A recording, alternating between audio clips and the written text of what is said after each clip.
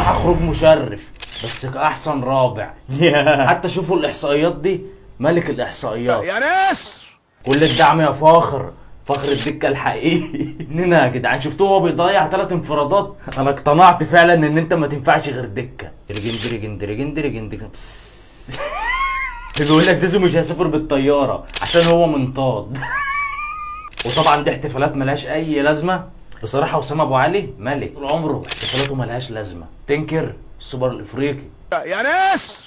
ابني دخل 4 تجوان. طب وبالنسبه للاربعه اللي دخلوا فيه دولت ايه؟ غادع اهو مدد ايده عشان ما حدش يقول له ما تمدش ايدك تاني. يعمل ايه الراجل؟ هيقطع نفسه يا ناس. صاحبك وهو بياخد سيشن. طب ده وقته؟ ده وقت سيشن يا زيزو؟ طبعا انتوا عارفين هما بيقولوا ايه في الصوره دي.